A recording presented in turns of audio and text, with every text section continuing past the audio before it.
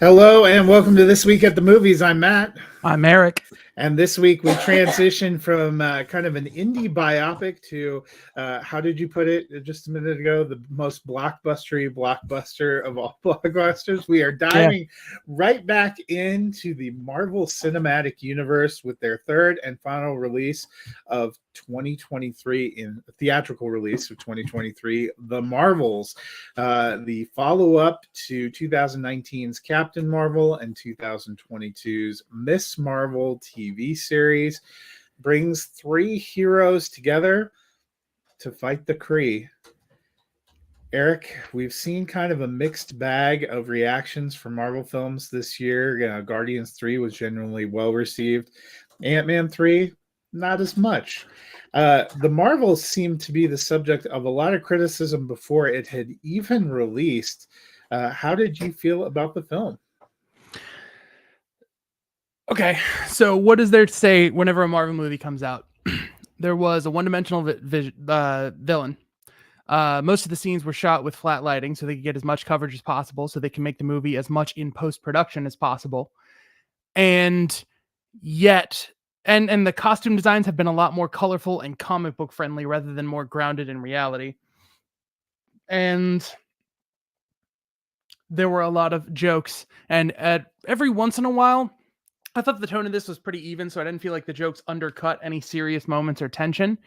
But I think those are the kind of things that people are used to hearing about Marvel movies at this point. What you're getting with this that I think works really, really well, and to me was worth the price of admission, was a follow-up to Miss Marvel, the TV show. And what I feel like I missed was a sequel to Captain Marvel. And I wasn't even a huge super fan of Captain Marvel, but we'll talk about that later. But there's this strong base of fandom and a colorful introduction to a character whose full family were invested in, and she gets tied up with her powers, with two other characters who have similar powers. The characters are Photon or Monica Rambeau, Carol Danvers or Captain Marvel, and Miss Marvel, or I get her, Kamala I get Khan. the Kamala Khan, not Iman Vellani. Yeah. Basically the same person, but yeah, it's amazing. She was like a huge fan of being Miss Marvel before, and then got to play Miss Marvel, and now is getting a hand in writing the continuation of the comics. She really is getting to live like a dream out with this. But and you see it, and that heart is genuinely there, and I could feel that. But that is like a third to half of the movie. I thought some of the stuff with Monica Rambeau also worked really well. The things that didn't work so well for me, unfortunately, was the villain, played by Zawe Ashton. That was somebody else. Yeah, who is actually either the fiance or the wife of Tom Hiddleston, who plays Loki. Yes. They said it was the first time a husband and wife team have had their Marvel projects debut on the same day, because the finale of Loki season 2 dropped on Friday as well. Yep. So, yeah, there are things in this movie as great as Samuel L. Jackson at his peak as comedic relief, and some really enjoyable moments of a hero getting to be that comic book person come to life that comes from being with Miss Marvel.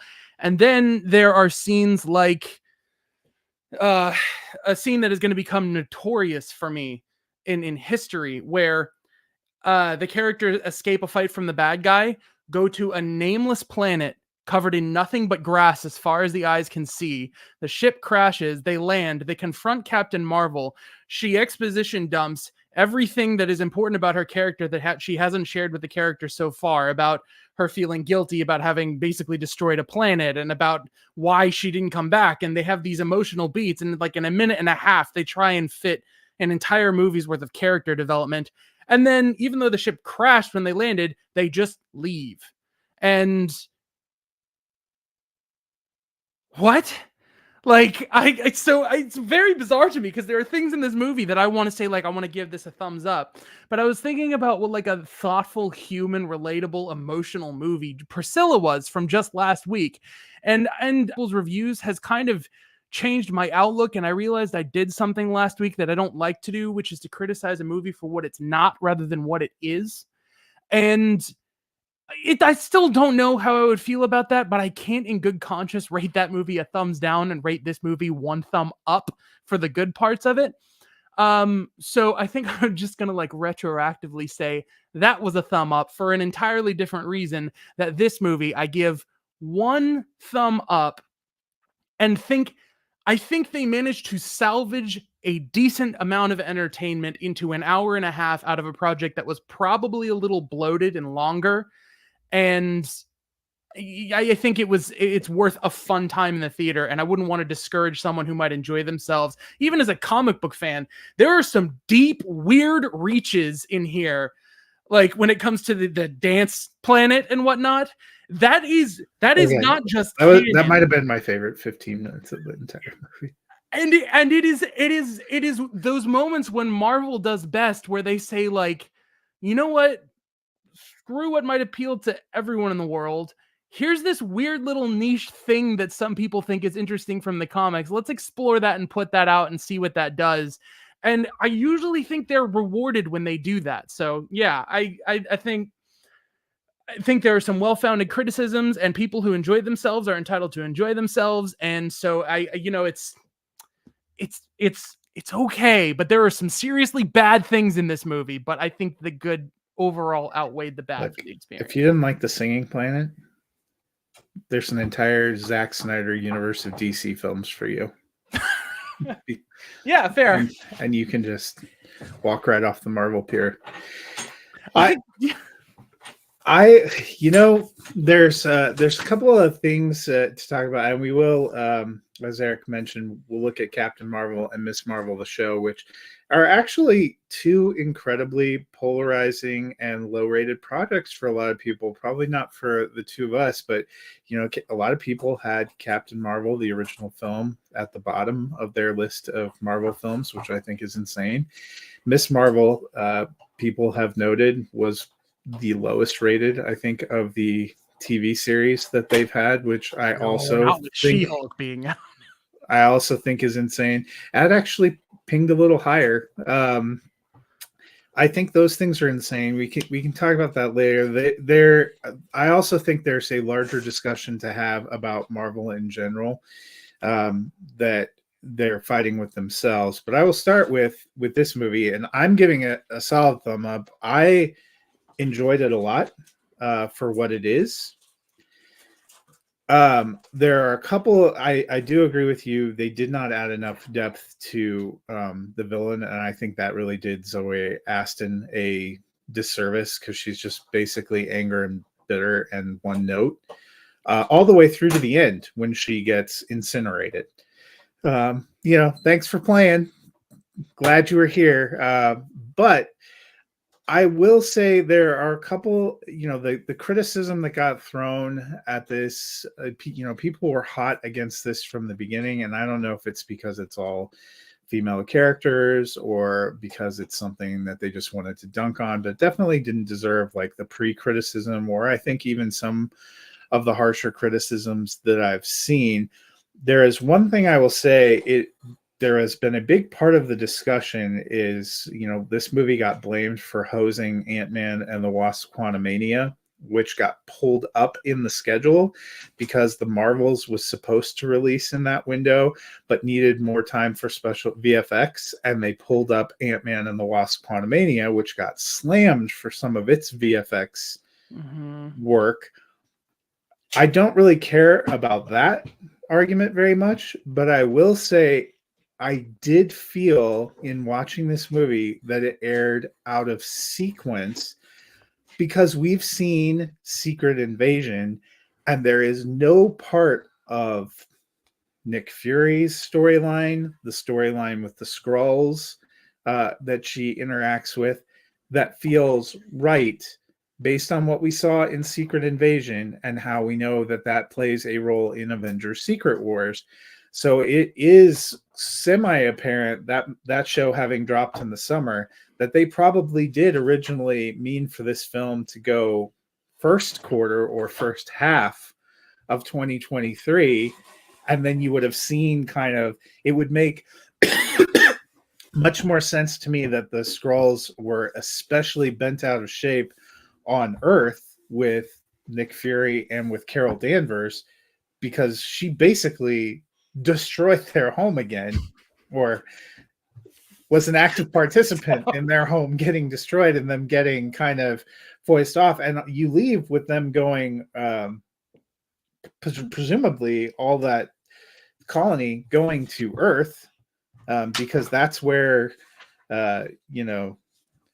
New Thor planet is, where they put them on Earth. And when you have Tessa Thompson show up to, find them a home, is she doing what she did for Asgard? Because New Asgard is like an island in, which begs the question, if the entire catalyst of the point of Secret Invasion, which I'll admit I haven't watched, it is probably the one Marvel project that I haven't watched.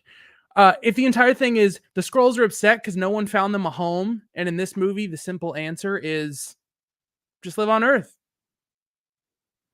What was that whole show about?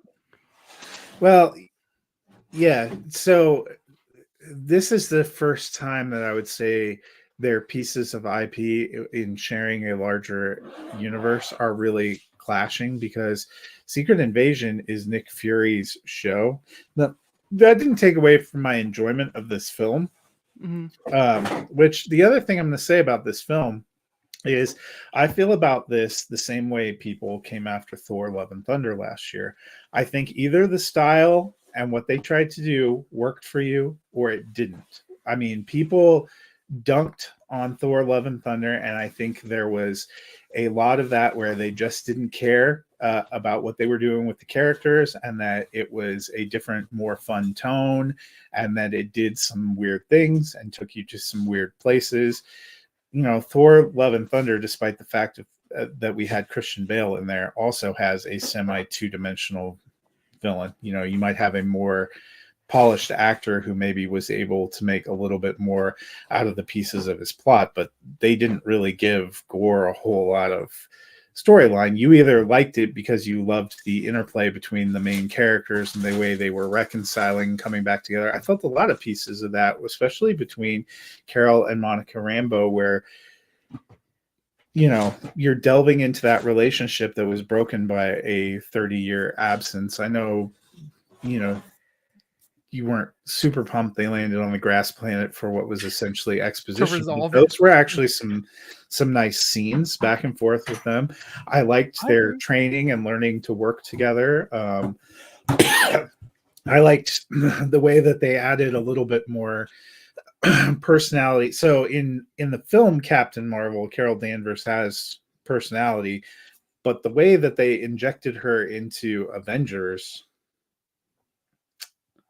not great, Bob, especially since they made it seem like it was going to be important as we came into Endgame, and you're like, not feeling the importance here. I thought they injected a little more personality, some teamwork. I liked the things with Goose and the other baby cats. That some of that was hilarious. Kamala's family remains hilarious.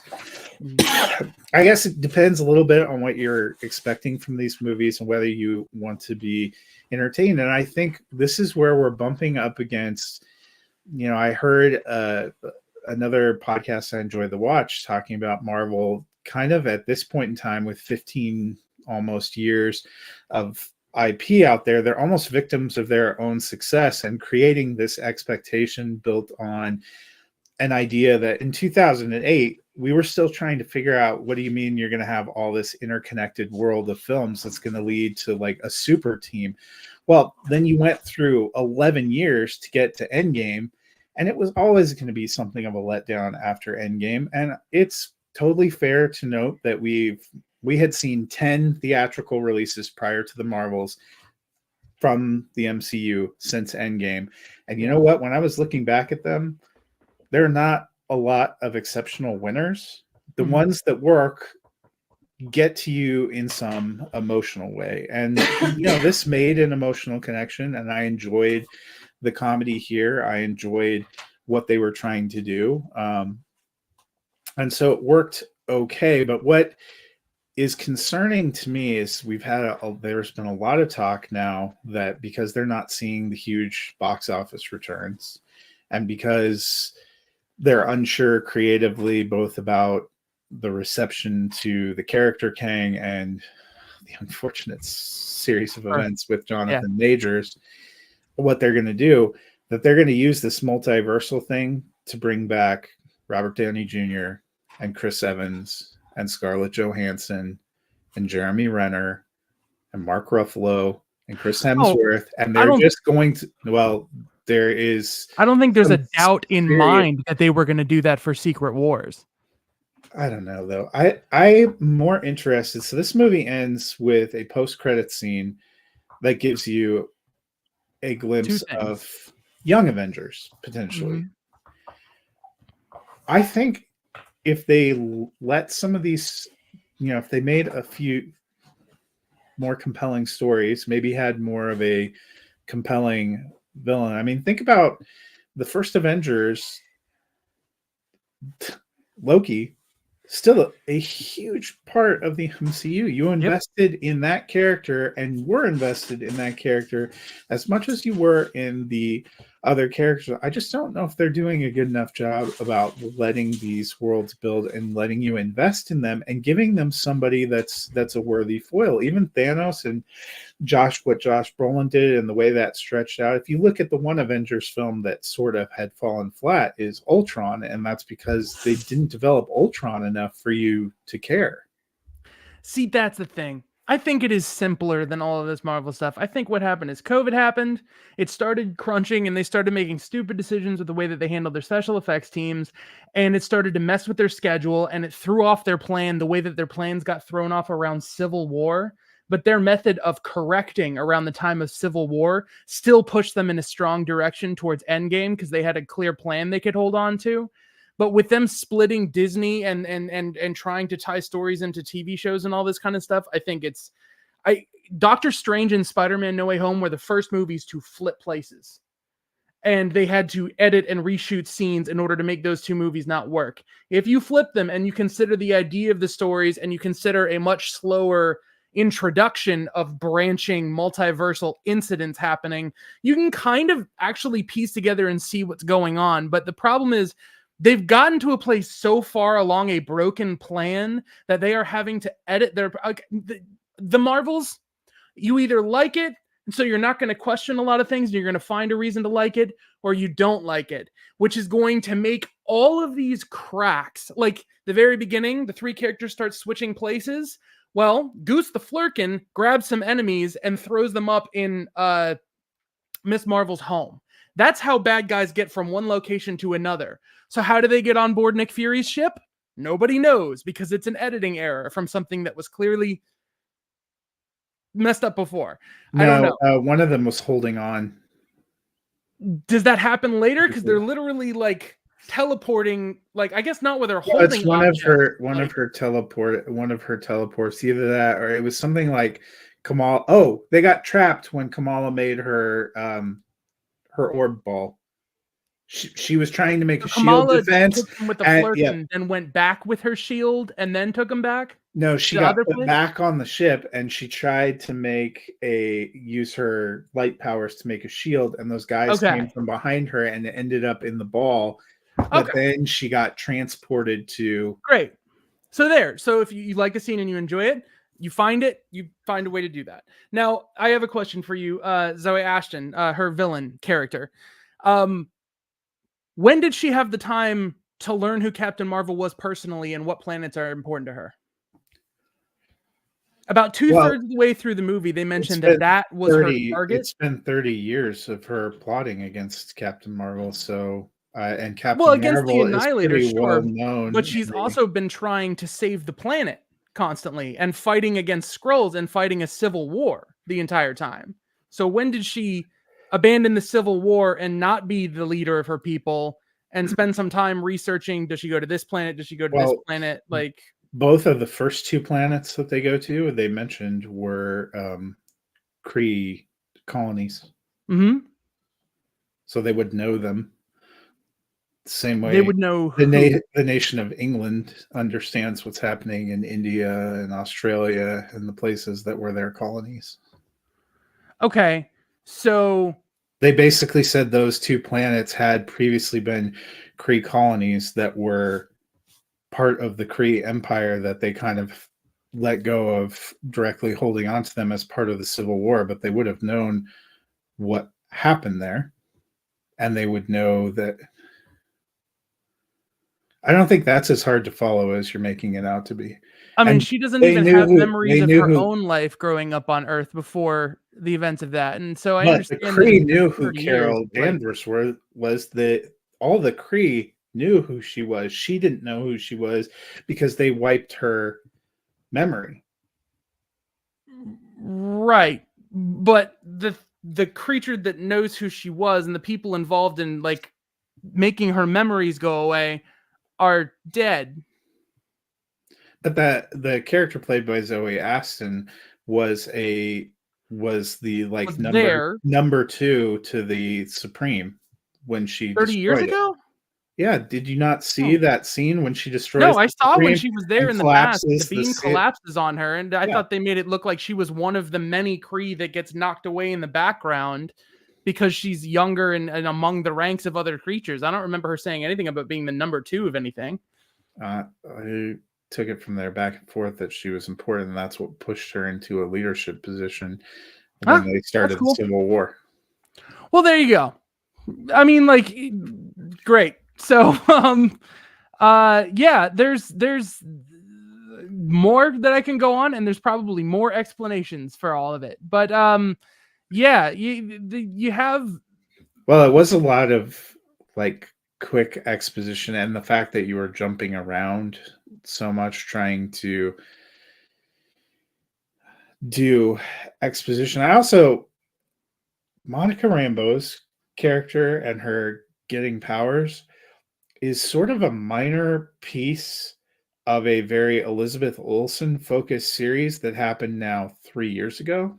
Yeah, because that was the first of the Marvel series, WandaVision. Yeah. Wasn't it? I thought it was 2021. 2020. Now Marvel did nothing 2020. Nothing theatrical. But Disney Plus launched in November of 2019, and I was pretty sure that the Marvel series started going in their second year. I just looked up Ms. Marvel. Ms. Marvel was definitely 2022.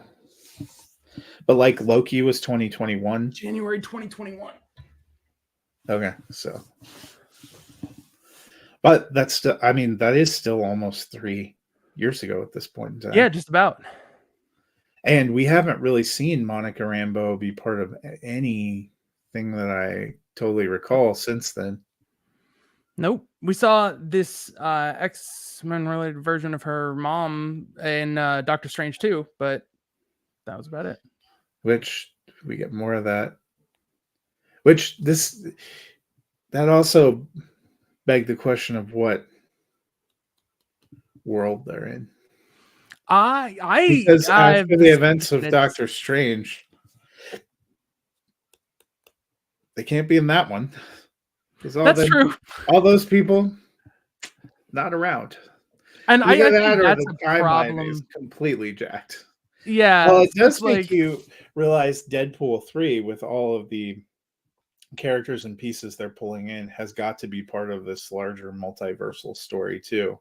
Mm-hmm. Which absolutely. Be... Well, straight up behind the scenes videos is him and Wolverine fighting on the ruins of the 20th Century Fox logo in the background. There's no way it's not about him in the Fox universe versus the Marvel universe. Like that's something that is not a well-kept secret. If it was trying to be kept struggle is they've just retconned everything that has been made off of a Marvel property in the last basically 30 years into this larger MCU. That's going to be even harder to keep track of because, all those old Sony Spider-Man movies and all the ancillary movies, you don't know which world it's part of, or now, thanks to Loki, you don't even understand what the concept of timelines is. You know, Mhm. I don't know if you were tracking that series, but I don't even know where they go I don't know, but Sony's from trying to there. come at it through Across the Spider-Verse and try and put everything into place, but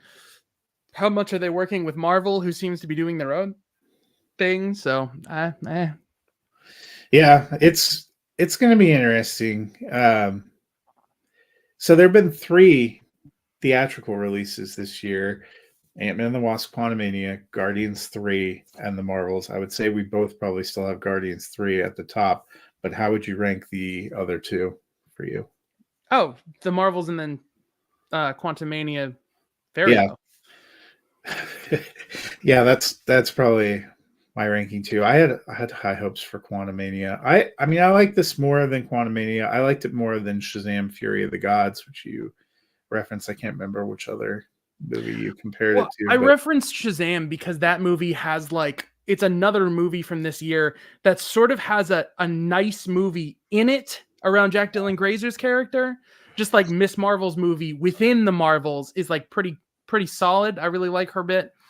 And then the other one I was comparing to was Blue Beetle when it comes to trying to take like a cultural look at things and bring a family into the mix and I ride the almost humor think out. I would have liked the Marvels as a short Marvel series. Yeah, I wish Miss Marvel was a movie, and I wish The Marvels was the series on Disney Plus. Yeah, that I mean that almost probably would have been more interesting because you'd probably get an episode where you really understood Zoe Aston's character, because I think the pieces to some of the questions that you have were actually in there, but the way that they're all laid out, Oh, I'm you trusting have you to because you have to again, be paying some pretty I didn't see solid it twice. attention to the things. Well, I only saw it once too, but No, but I am bad there at that. are some places where they are talking. This you do have a point that there was a lot of exposition in this. Yeah. There was probably more exposition in this movie to explain people, places, time, and events than there is in a lot of the recent Marvel movies, because especially considering that these are established characters. But you are right, like Captain Marvel, when you leave her at the end of her first movie, which we can just transition to Hmm. talking about, Captain Marvel 2019. When you have this kind of introduction, where you leave her is still back in the 90s. Mm. And she pops up. I thought she was going to be an important piece of Endgame because they sure as heck made it seem like that. And you get her introduced at the beginning of Endgame, but like the people that blipped, she's pretty much gone Yeah. until the end of Endgame. And then we've heard Yeah. references about her, but we have not seen her, I don't think, in anything since that. And I am satisfied by the explanation that the same hurt that you're experiencing on the world is being experienced on other worlds, and they don't have the Avengers to help them.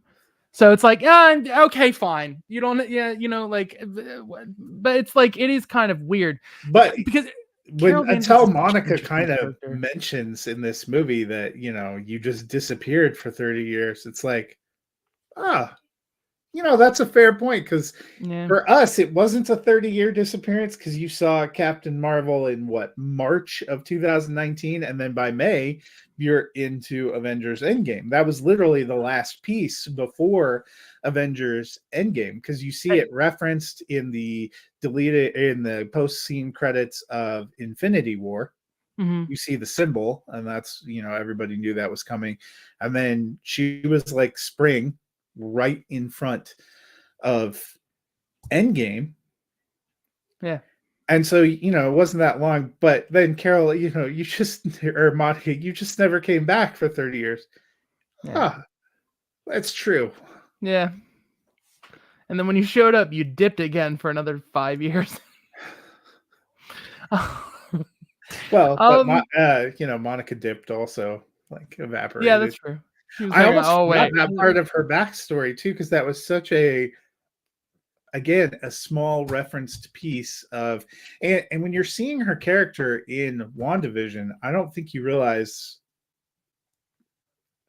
this sounds about how important that's going to be, I guess. Mhm.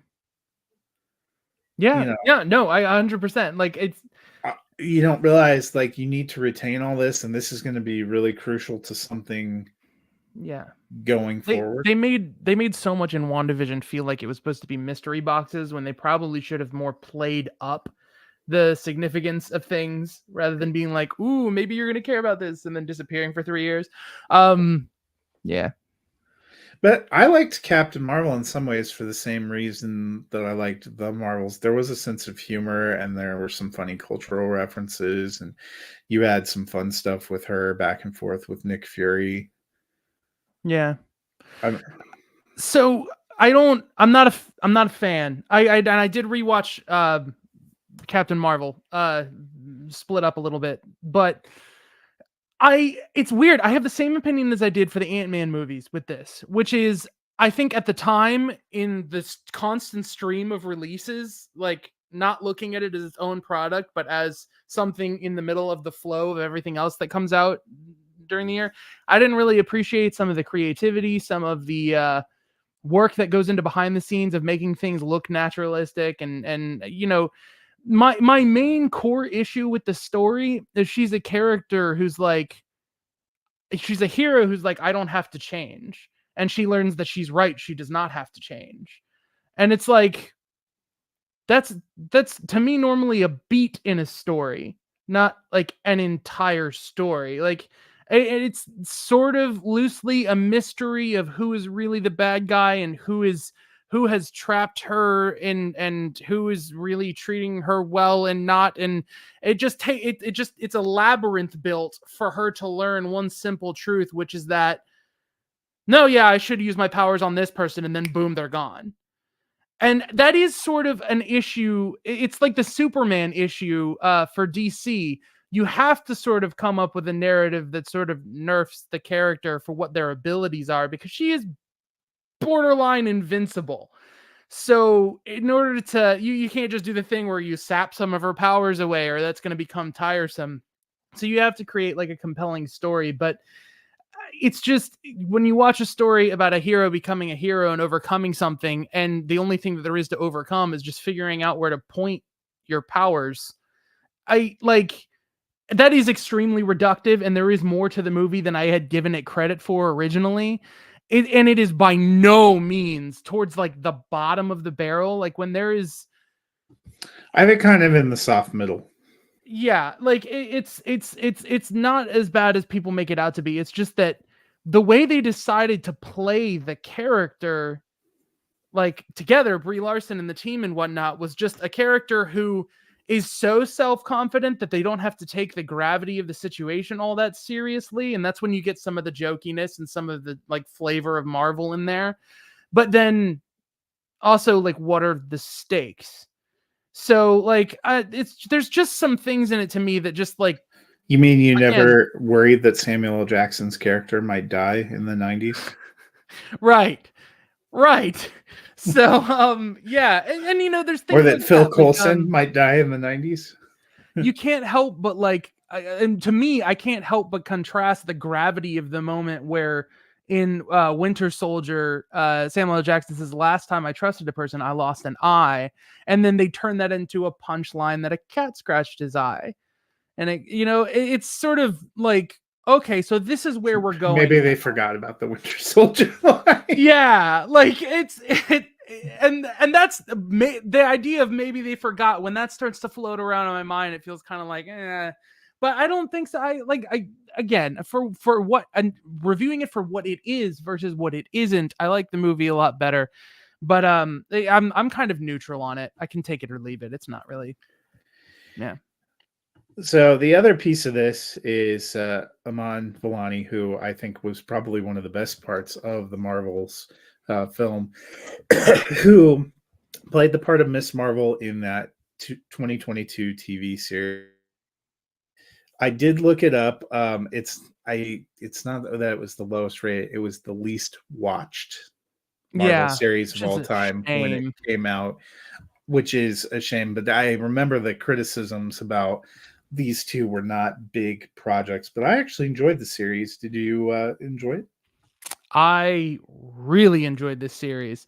I felt like the way they built the sets for her to be on felt very like classic superhero movie.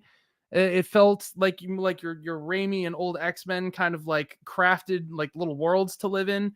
I love the adaptation they made of her powers and the lore they gave her, and the family element and the time traveling. Like all of this stuff felt like a natural product of telling a story about a person rather than, well, we have to hit time travel, we have to hit these things because they're in the comics, and so we come up with a story to meet that halfway. It just felt like they did a really great superhero origin story with a long enough time for all of those beats to breathe. And that's why I kind of still think it would have worked pretty well as like a 2-hour movie. Yeah. I think you could just consolidate that into that. But yeah, if people have missed out on it, you're missing out on like one of the better startup origin story movies in the Marvel universe.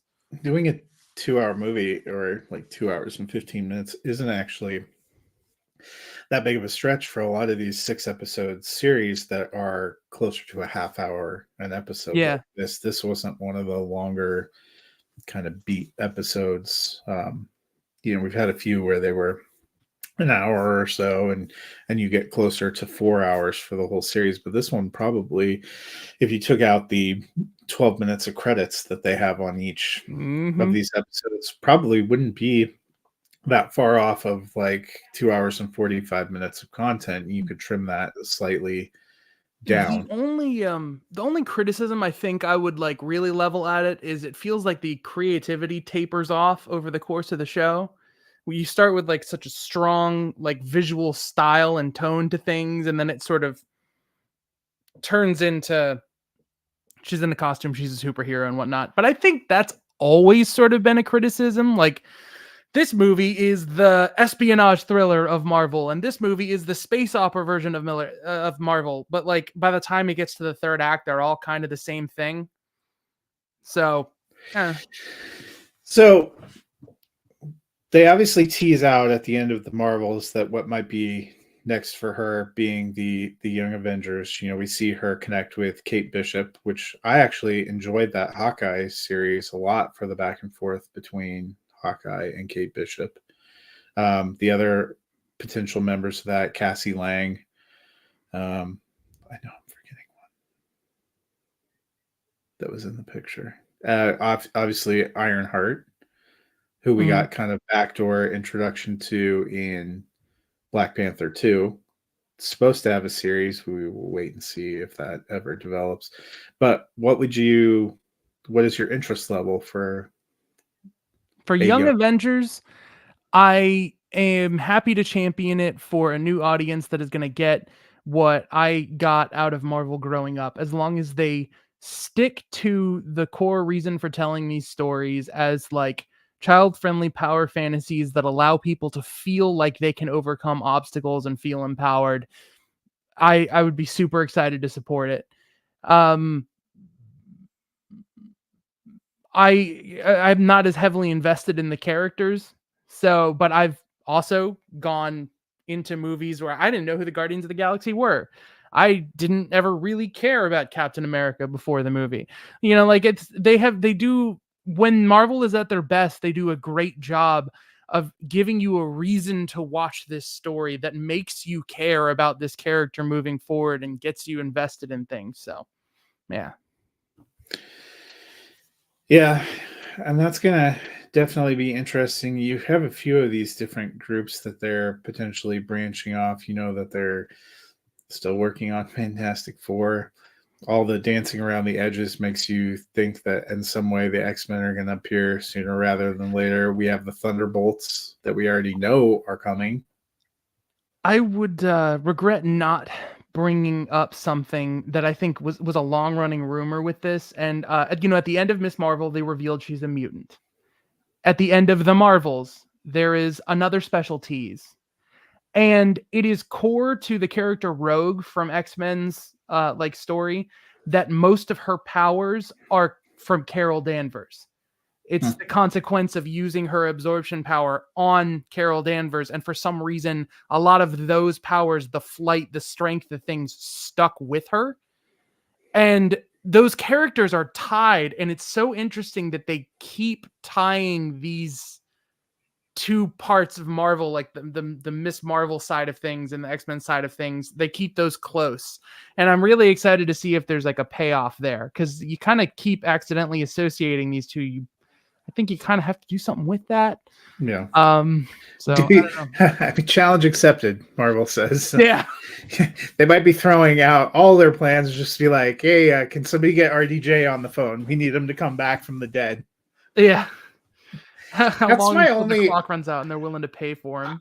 Well, and I get that that might have always been the plan for Secret Wars. I never thought of that, but to me, I have mixed feelings. Like, as much as part of me would be pumped to see Iron Man and OG Captain America back, the emotional impact of ever being able to go back to Endgame and feel it the same way would be burned. Yeah, it would be lessened. And Endgame right now is for me a top 5 Marvel entry. I don't know that I want to see them resurrect. And we had it was already hard to watch the Black Widow movie after Scarlett Johansson's hero death, so it still feels really weird looking at a shelf and seeing Black Widow after Endgame. Like, it just doesn't feel right. It's bizarre. Well, and actually that's probably one of the victims of them getting off kilter, because that movie was supposed to come out before Civil War. Or yeah. Before, because it's like a direct lead-in to Infinity War. She gets the jacket, the blonde hair, and all that kind of stuff. Yeah. Between. It's like right in between the two of them. Yeah. Yeah, Infinity War. That's what I forgot. Yeah, and so I don't know. That's the problem when you have a large, interconnected set of world-building things. If something gets tilted off, I mean, DC didn't even build as large and interconnected of a world, and you already have seen some cracks in that. I love the interviews with James Wan, and they're like, we shot it like 75 different ways because we didn't know if we were coming out before the Flash or after the Flash, or if we were coming out before Justice League, and like, cool. Yeah. I never told you that I finally saw the post-credits sequence of the Flash that seemingly says that he left the Clooney universe and is back in the Snyderverse when he's with Momoa. Yeah, that's is weird. What? Well, it's also kind of I'm not saying it's not amusing. Does that mean his dad is back in jail?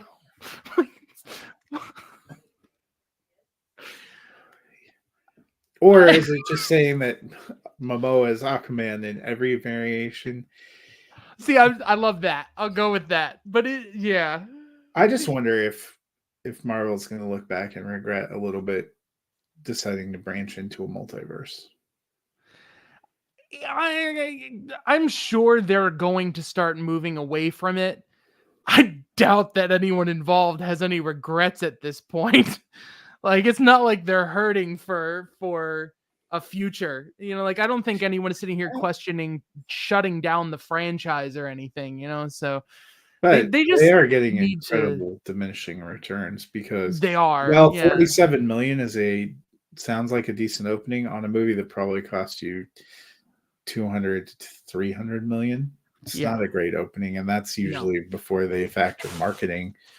They'll eventually probably find a break even, but I'll be interested to see what happens with the promotion of this movie now that the strike is over, to see if they come out late in the game and start having the actors do some post promotion of like, hey, go see this story before you miss the amazing opportunity to see it in theaters and all that kind of stuff. That is true. It has been weird not having anyone out to do promotional tours and things like that. The last movies that probably had those kind of promotion was the Barbenheimer, which was the last high watermark in terms of theatrical, and then you just get random ones. Like, I still don't understand how Five Nights at Freddy's made more than the Marvels, even though it dropped on Peacock the same day and also is aggressively mediocre. You saw it? Oh, I've seen 772 things this year.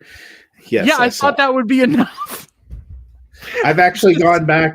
The last time we did this, I had not seen Insidious, The Red Door, or The Nun 2. I have since seen both of those as well. I'm Aggressively sorry for one mediocre of is those. also a word I would use to describe those films. Yeah, pretty much. But I guess there's just no accounting for what people want to watch. Yeah. Well, It's just speaking this of end of this potentially, year and the start of next year is going to be a fascinating ride because there are some studios especially that the are trying to real think effects they're of the done. strike, you won't totally feel until 2024. Like my wife the other day, she's like, the strike's over, so when are our network shows going to come back? I'm like, maybe not this year. Yeah. Or like, I think the first tweet from like Ryan Reynolds was that they're still going to try and have Deadpool 3 out by like July next year. And I'm like, there's no way that is going to happen. But if it does, like, what does that mean? I mean, they were close to I think the end of shooting, but Yeah, but I don't know. I well, am and there's a lot excited. of movies that were supposed to come out the latter half of this year that they held for that Mm. reason, like Dune Oh, yeah. too, This is no longer the year of Dune Part which 2. which you were excited for. I Well, was. we still have some interesting things, including a few blockbusters. We know we're still going to get a second Aquaman that may or may not have actual footage of Amber Heard. It's unclear from the trailer. And we have another blockbuster reboot for next week, which is a return to the world of Panem in the Hunger Games Ballad of Songbirds and Snakes, Yep. the prequel that I don't think anyone asked for, but apparently we're getting anyway. This movie is supposed to make you feel some sort of way about Donald Sutherland's character. Yeah, I can't imagine what. I Yeah. have this. Anyways. I have the same questions. And then realizing that it's the same lead actress that was in West Side Story, Steven Spielberg's West Side Story, which feels like it was released another And decade Shazam ago. Fury of the Gods. I forgot she's in Shazam. That's right. Fingers crossed. Of all the movies ever made, this will be one of them. This will be one of them. But there'll be some interesting ones to end in November, and then obviously Thanksgiving week, one of the big releases, Napoleon, Apple's other big entry into the year-end awards. So some fun stuff coming out there. And in December, still trying to wrap my mind around the fact that it's been 20 years since both Love Actually and Elf were released in theaters. Elf was released like 20 years ago this weekend, I saw, or next weekend. Forgot that was a November release. Just makes you feel old.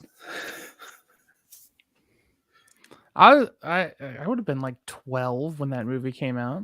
You're not making me feel any better. Okay. You're not making me feel any better. But that'll do it for this week. You can check out the Marvels in theaters now. Captain Marvel is on Disney Plus, as is Miss Marvel, if you want to get some of the backstory. And we should probably shout out WandaVision, because the third part of the Marvels triumvirate, her backstory is all pretty much wrapped up in that series as well. So until then, we will see you guys at the movies.